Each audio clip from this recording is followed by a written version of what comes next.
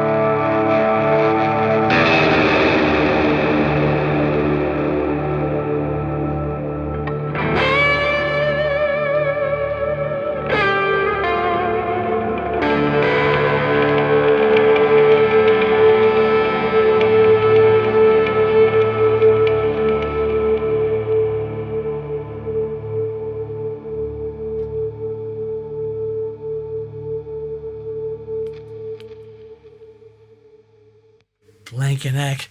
Hey guys, welcome to That Pedal Show. Dan here. Mick here, hello. Massive That was huge. reverbs. Oh, man. Okay. Like, new massive reverbs. We've got 3 of them here, and they have sparked loads of questions online. Primarily, how am I going to use this?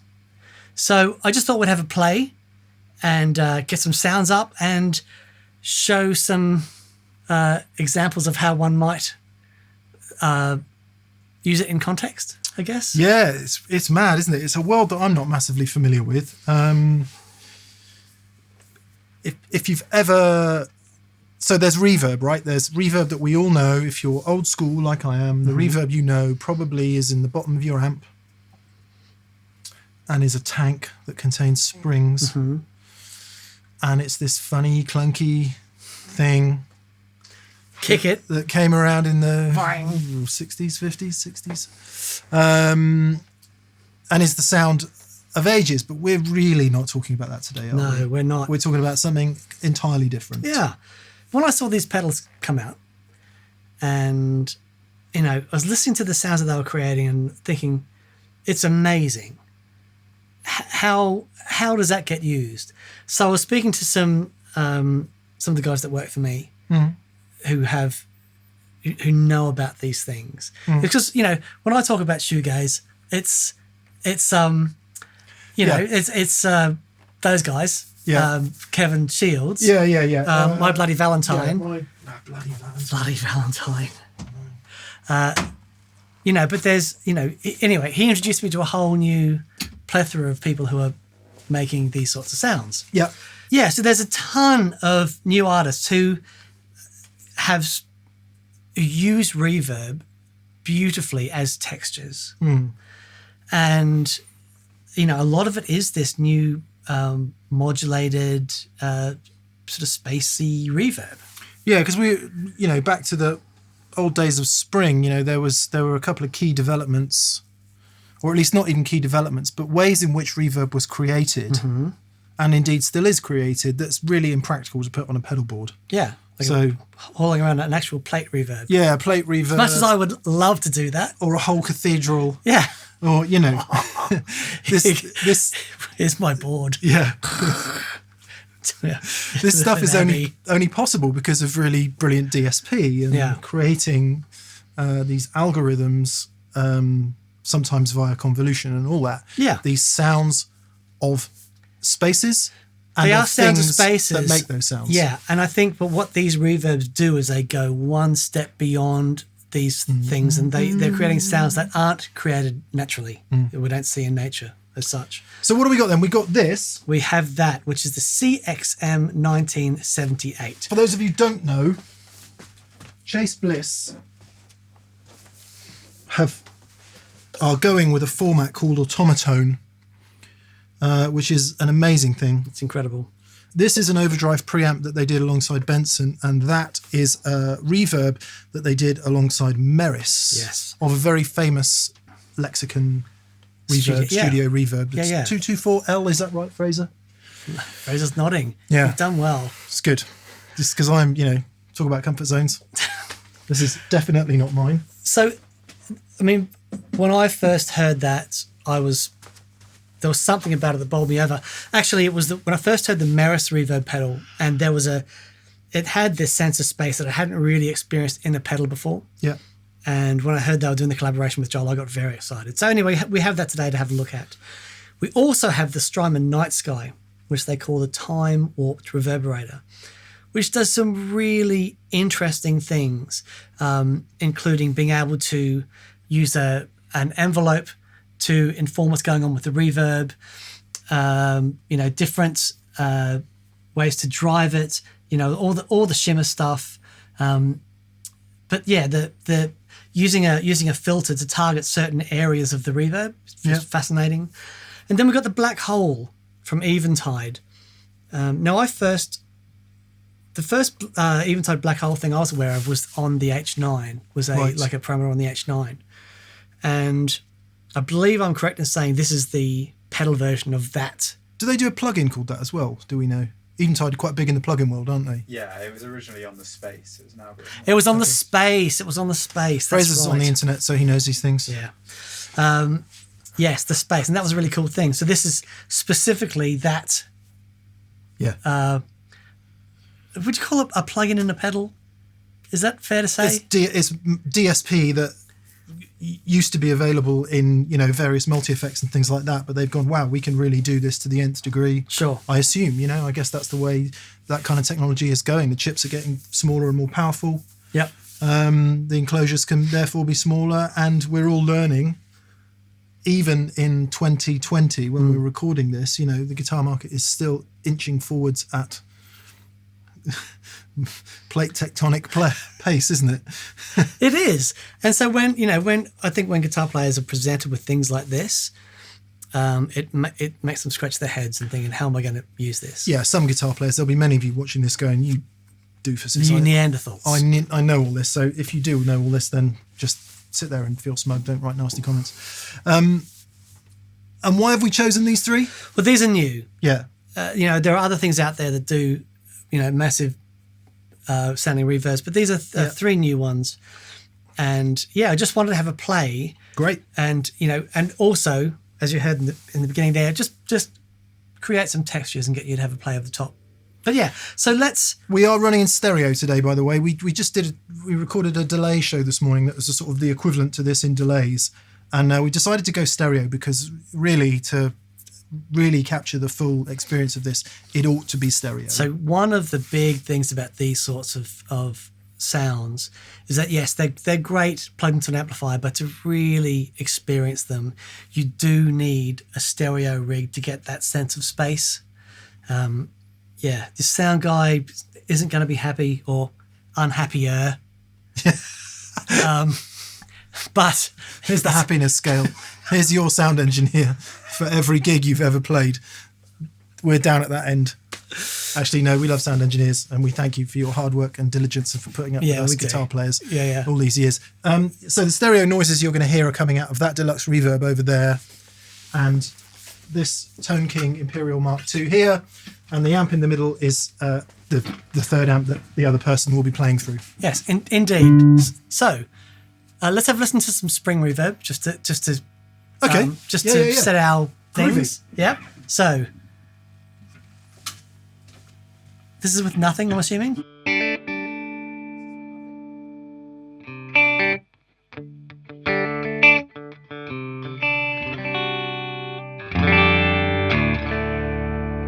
Okay, let's add some spring to that. Flat. No, wrong one. Yep. So that little flutter is what's often called the drip.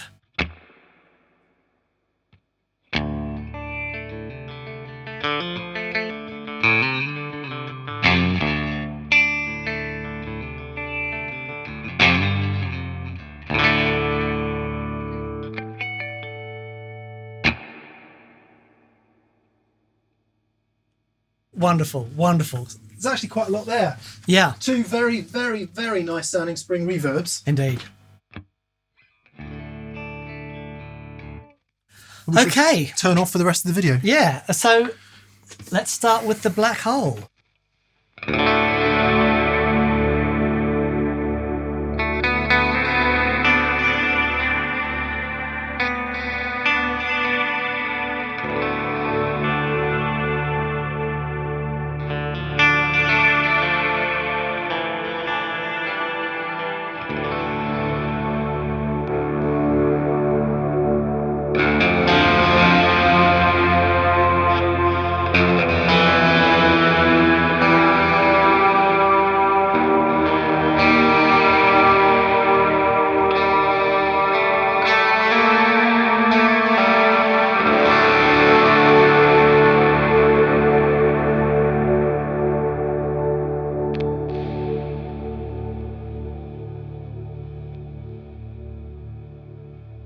So, I mean, it's epic. It's awesome. Yeah, and you see, but there's a thing about it that because it's not a sound that you hear, and you know, we don't recognize it as a spring reverb. Yeah.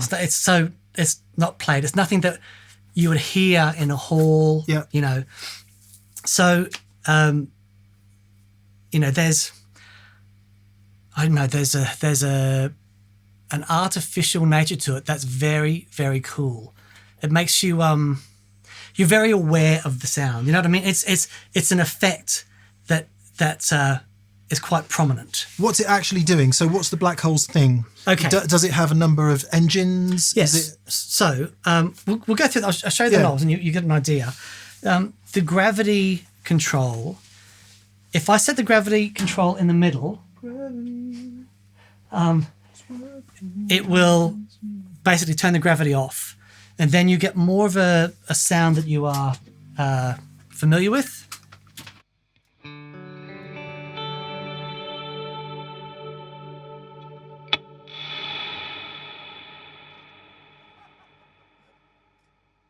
So there's a big pre-delay there, and then it hits that reverb. Now, if I turn the gravity up, you'll hear this. It pushes all those that delay time forward.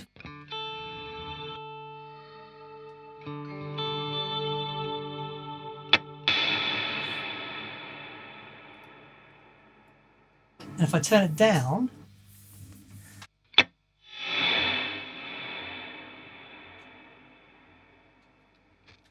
so that's almost like a reverse delay. There's a reverse thing, yeah.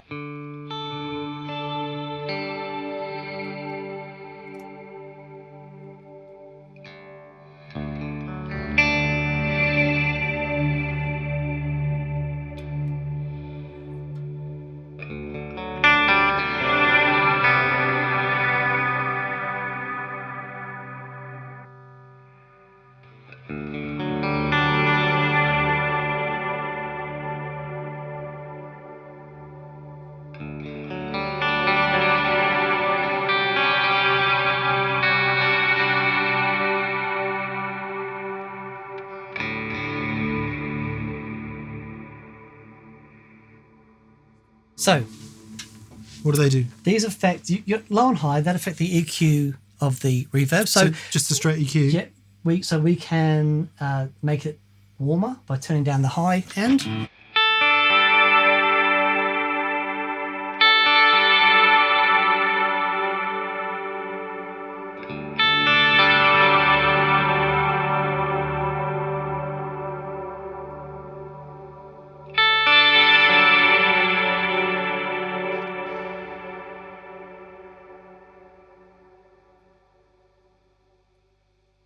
And then we have the basically the size of the reverb, and then the depth of the modulation. So if I turn the size down and up,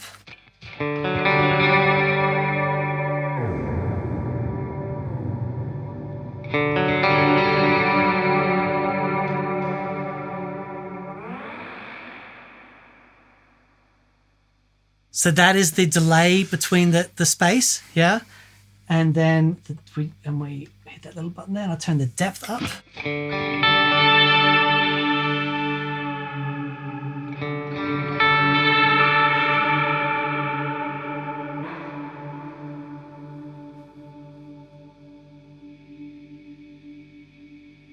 And then we also have a Q control for the center frequency.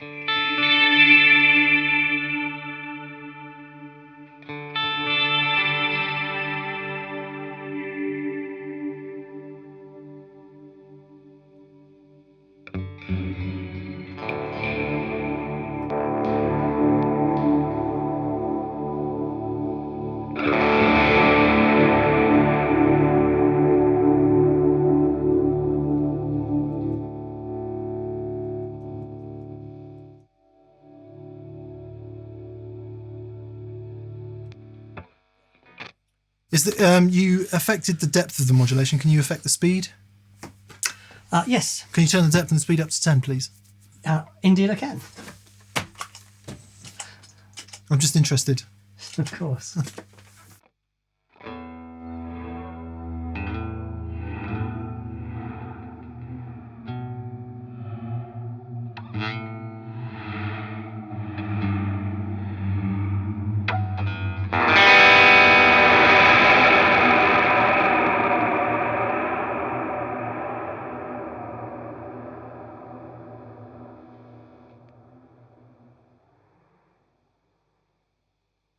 I just worked something out. Right. For the video editors among you, you may at time look for little sound effects, not Foley as such, but just little sound effects to slot into places. Yes. Okay. I have a whole day of doing that with that. So this is a big part of the sound of these reverbs. Yeah. Is to think outside the box of a guitar player and start looking at these as a producer. Yeah, yeah. Because that's where these things live, creating textures and sounds that, you know, and it's certainly not a sound that you would use all the time. No, because if if 1, 2, 3, 4, the next song is I don't know, Good Golly Miss Molly, or something like that. Exactly. Or even something not from 1950, whatever, 60 something. You're not going to be blowing over your average cover band set with stuff like this, are you? It's much more about texture, like you say. Absolutely. It requires you to play in a completely different way. Yeah. But again, you know, like the show we did on Stereo Delay is about inspiration machines. Yeah. Sitting down with these things and just thinking outside of what you would normally do, because it leads you in directions that you probably wouldn't normally go down. So, yeah, that's basically the black hole. And that's it. Well, I say that's it. It doesn't. It has kind of one reverb engine, as it were. It's got the one reverb engine. Yeah. That's what it does. So, you know, obviously by going to extremes with all those settings, you can get a whole bunch of different sounds. Yeah. But that's the general gist of that sound. Yeah. Where does it excel for you? What's its forte? It's that soundtrack thing, loads of mix, not crazy high end. So if I'll dial up a sound, and you just have a play over it. Yeah. So okay. I'm just gonna use it's just a tube screamer. This is the sound before the reverb. Yep. Sorry. For context, I've got a completely separate second rig here, which has got nothing to do with what Dan's using. So everything you hear me play will be not going through that rig. It will be going through a different rig. Okay. So this is just we've got an Analog Man modded tube screamer into the two amplifiers.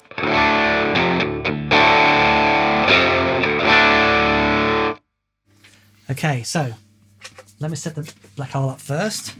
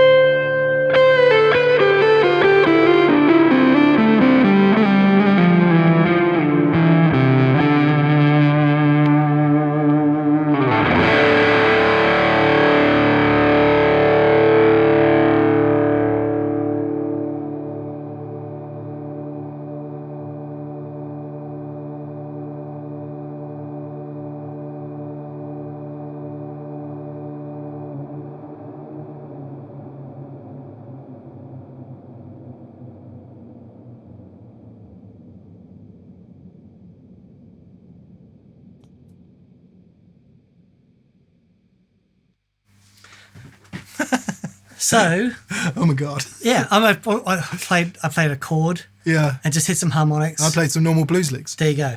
For anyone you might want to know what's on this other rig. It's this Les Paul Kingsley Maiden, Kingsley Paso Doble, which is a second gain stage, Source Audio Collider delay and reverb, Yep.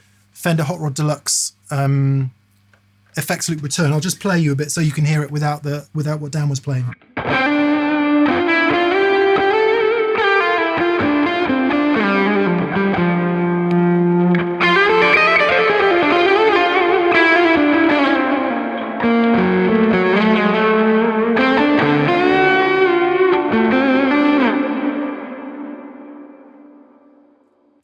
So also pretty wet. If it wasn't that wet, it would sound like this.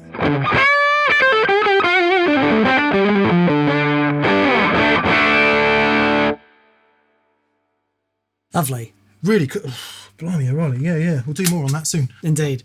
Okay, that's the black hole. And it has, it got the freeze effect so you can get that sound up and just have it sustain. I just turned up the feedback and the mix all the way up then at the end and just let it do its thing. Yeah. But yeah, it's really, really cool. So that leads us into the NightSky. So when this came out, I didn't really know what to make of it. Yep. But after having a play, it's pretty extraordinary. So is it that same box as the Volante? yes. Yeah. So I'm pretty sure it's the same. it looks kind of the Yeah. very similar.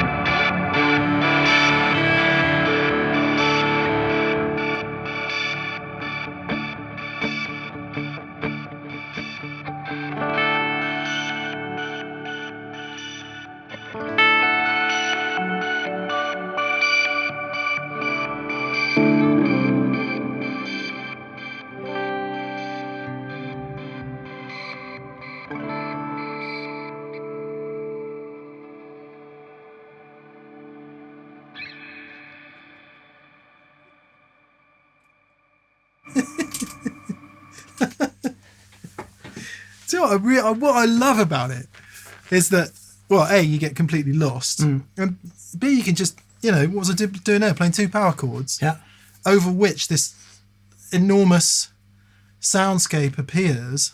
Yeah, it's pretty extraordinary. So the NightSky has... Yeah, what's it doing? I'm hearing so many things there. Yeah, so that's the thing. It is doing so much. Right. So it's taking your reverb sound, okay? We've got a number of different ways to influence it. We've got intervals that we've got in the delay. So you heard me go from... let me come out of this. So changing the... I think we first in there we had a second interval. I'll go through the intervals that you hear the pitch change in the reverb.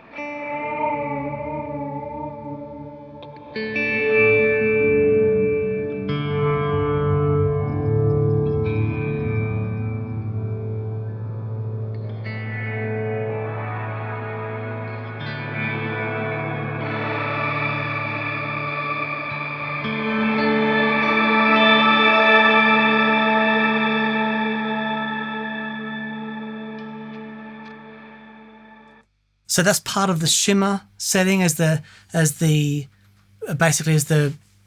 delay, the repeats of the reverb delay feed back onto itself. And assuming that's all, you could manually control that with an expression pedal. Absolutely, you can set anything by the expression pedal. It's really clever. So that's part of the shimmer with the voice, which is brilliant. You can affect the filtering of it and everything. I hit some drive pre the reverb, so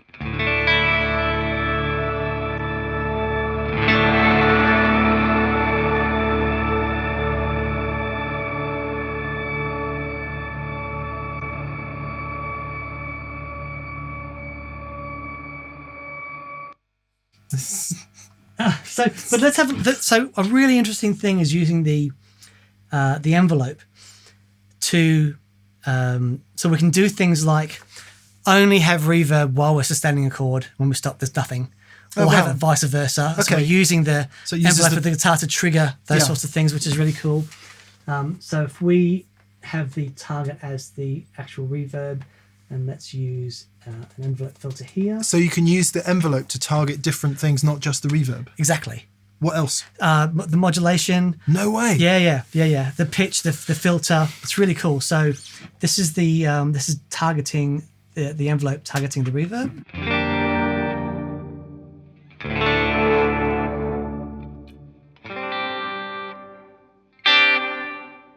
Here it's a at the end there.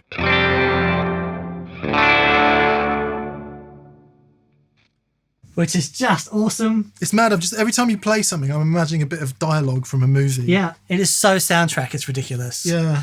But another really cool thing about this, of course, you can change all the size and the pitch and everything, but it also has a built-in sequencer. Is that what those buttons are at the bottom there? Exactly. However many there are. 8, is that? There's 8. Aha. So we can tap through and let's turn 8 on. Oh my God. So yeah, we hit our sequence tempo.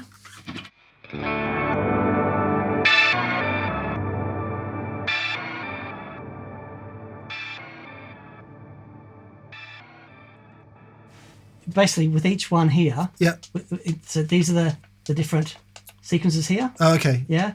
So I can assign, let's say. So does that then step through? So yes. Let's say you push this on. Yep. Change everything on here. Yep. And it recalls that. Yes, exactly. So it sequences through a bunch of settings. Sequences to the presets, basically. Ah, right. Yeah. That's really cool. Yeah, it's very clever. So, again, it's not something you're going to pull out down the Duck and Dog for the local blues jam.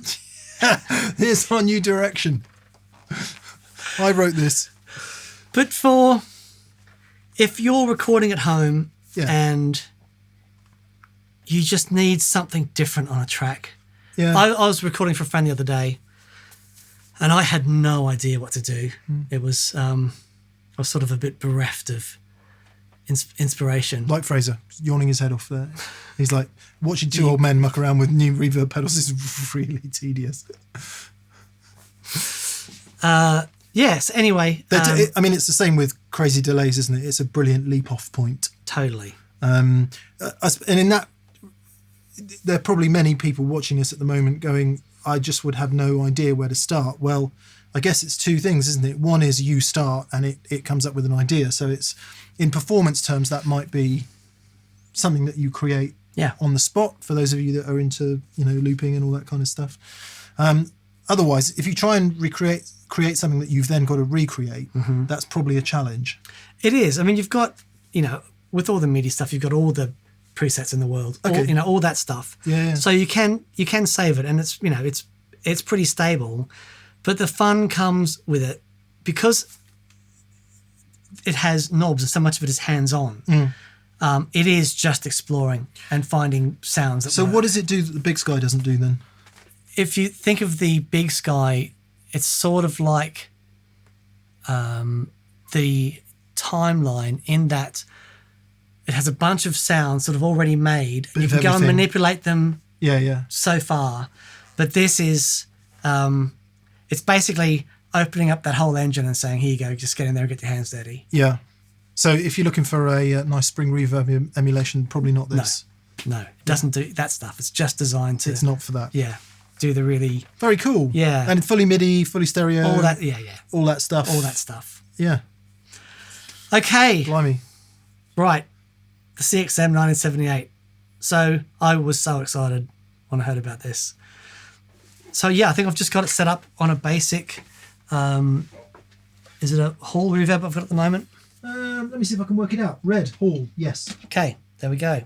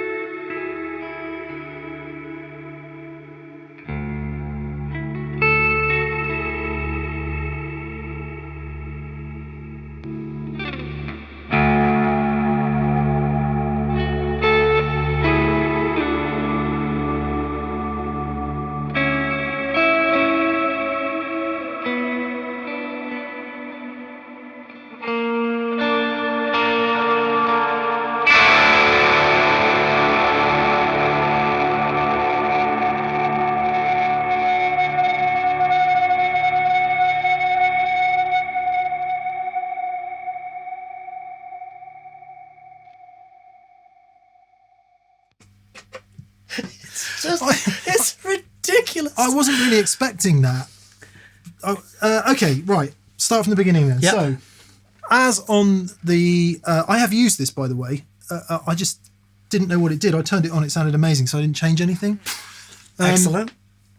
As on the Automatone preamp, then, we've got the slidies, which is great because that means what you see is what you get all the time. Secondly, we've got a bunch of things that we can change here. The most obvious one, to me anyway, is the type. So you've got 3 types of reverb: room, plate, and hall. Yep. Can I just cycle through those and hear them? Yep.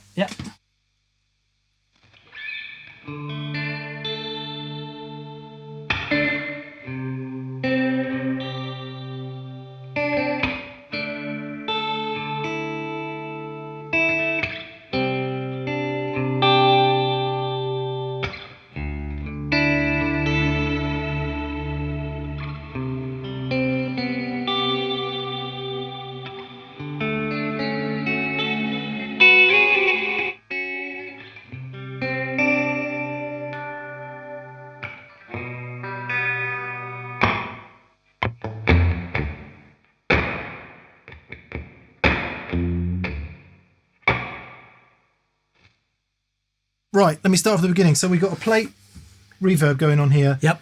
The reverb time, you've got 2 sliders. Yes. And is that bass frequencies Yes. So you've got the time, bass. mid frequencies time, and presumably cross changes where they cross over? Exactly. Hey, So man. this is Intuitive. Yeah. So this is a really big deal to have the mid frequencies and treble and bass frequencies Yep. on as part of the reverb time, and then select the crossover point. Come on, let me hear it.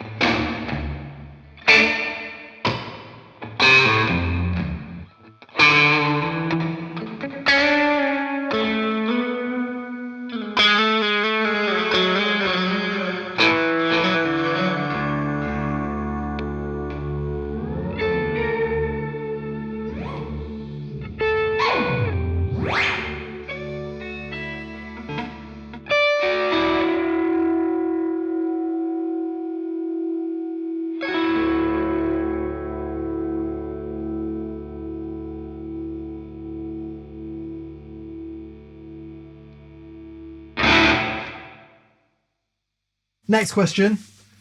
Hi-fi, standard, and lo-fi. Is that the sample rate? Sample rates. Of Exactly. So if you think about the original lexicon. Well, I keep thinking Elasis. It's really not Elasis. The lexicon, and they had different sample rates, and some of them were, because the sample rate back in the late 70s was what it was. Yeah. It's noisy. Yeah. So when you change the sample rate, you hear it introduces a bunch of noise. Right? There you go. But listen to that. Listen to this.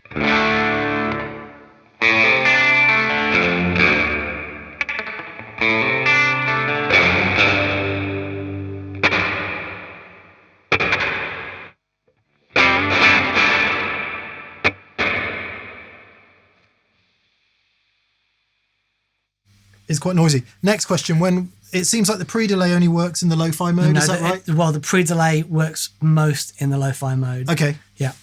Can I just hear that? Yep.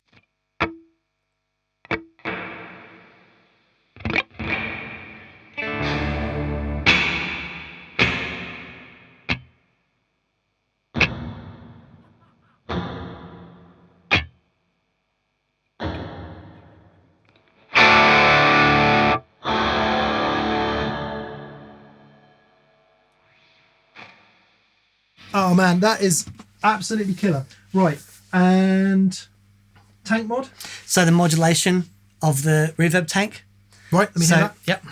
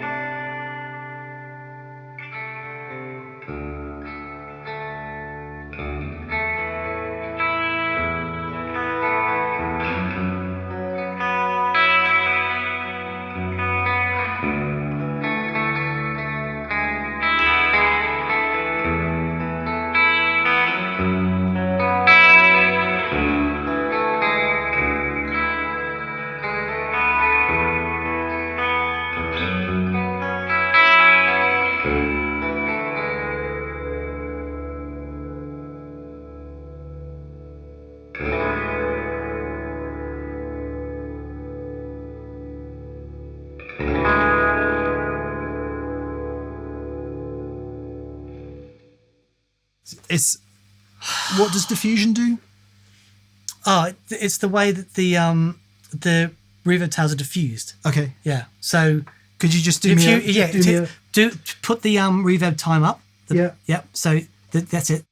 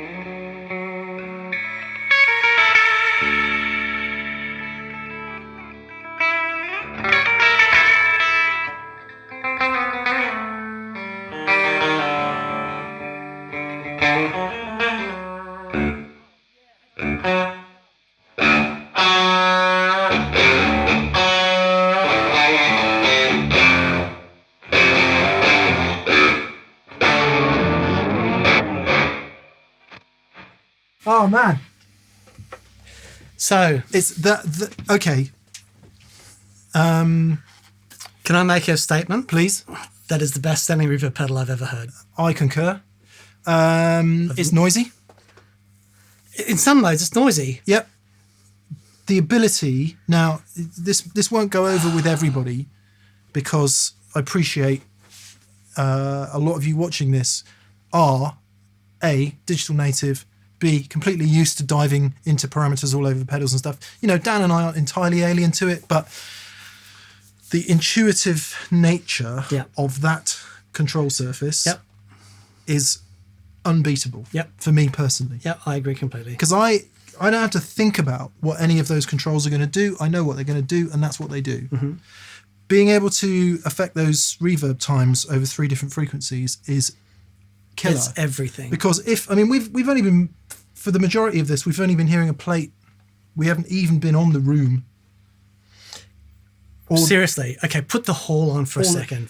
Just before, I Okay. just want to hear these rooms because All right. the thing that that would define the sound of a room to me, A, is the size of it. Yep. B is the surfaces. Yes. And obviously the surfaces are going to dictate what frequencies you hear back in the reverb. Yes. Can we just try that a sec? Yep. So just a... There's nothing.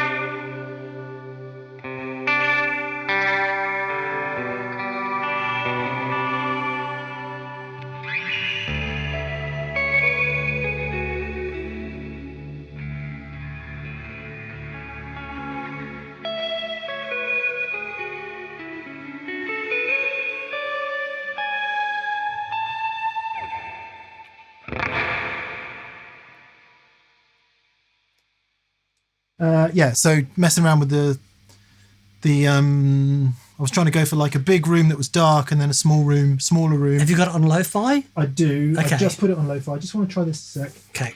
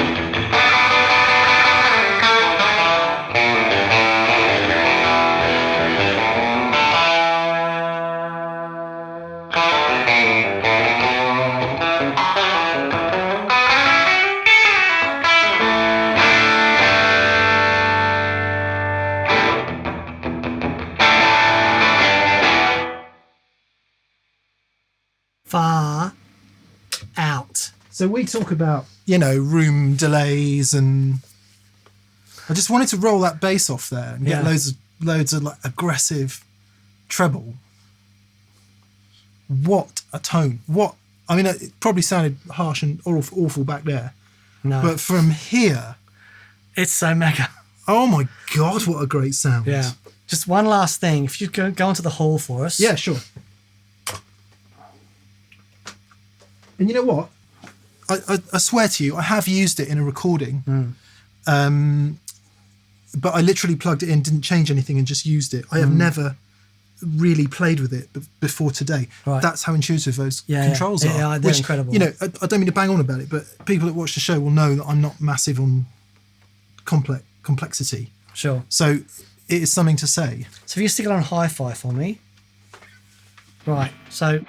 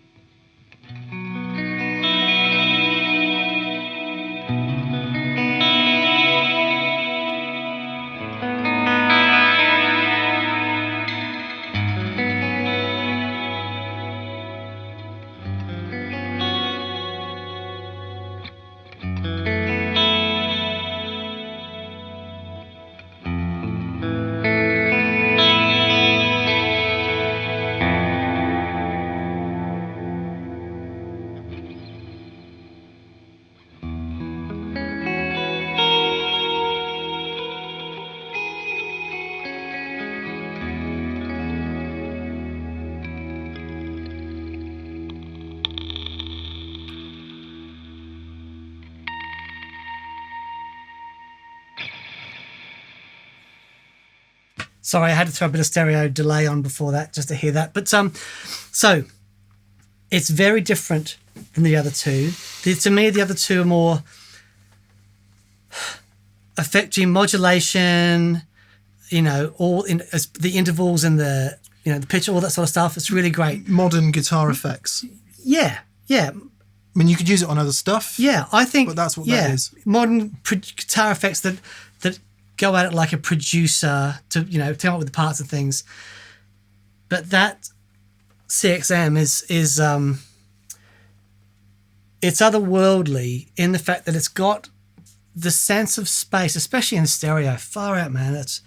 If you haven't listened to this with headphones on, please do, because it's hopefully you get a sense of it. But it's sat in the room. It is otherworldly. There might be people going, what are you talking about? The blah, blah, blah can do that. The blah, blah, blah can do that. Everything you're talking about and affecting there is available in other devices. I don't know if it is or if it isn't. I'm going to make the same observation about that as that we made about the tomato tone. The preamp was that the fidelity... It's out of control. Is on a different level. Out of control. Yeah, that's going straight to the pool room. So yeah, there you go. So what I'll do, Mick, I'll just set up a sound with the 78 if you want to have a swingage over that. Yeah, cool.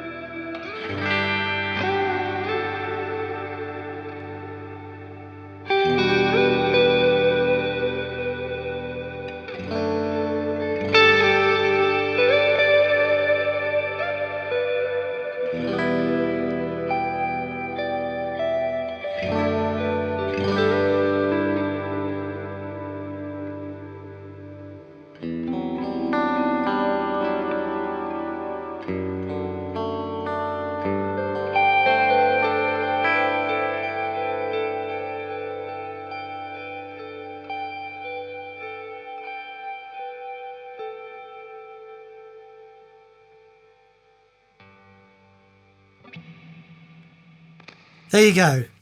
So I've just discovered a new best friend. Two new best friends. Two for new me. best friends, yeah. This and this. Yeah. It's magic. Yeah. But however, not to take anything away from the Black Hole and the Night Sky, because It's a different thing. it's a different thing, but Yeah. they are incredible. It's also not like 800 quid or whatever the Man, I know. CXM 1978 is going to be. So let's not forget the small issuette of dinero. Indeed. Roberto De Niro. Got me. Yeah. But that's, incredible. Yeah. Incredible. Happy days. Happy days. There we go. Hope you enjoyed that. Please subscribe if you haven't subscribed. Also, massive thank you to our preferred retailers in the UK and Europe is... Anderton's Music of Guildford, where you can buy all of this stuff. Indeed. And also to our friends in Australia. Pedal Empire of Brisbane, Queensland, where you can probably buy some of it.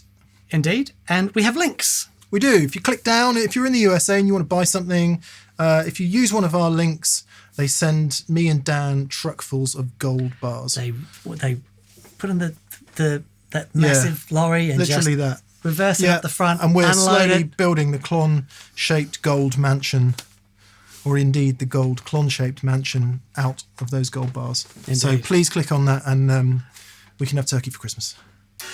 Also, massive thank you to anyone that's gone to thatpedalshowstore.com Yes. and grabbed t-shirts and D&M drives and Pencils. all that stuff. Yes, the new Dan and Mick signature harmonic tremolo pedal, if it's out by then as well.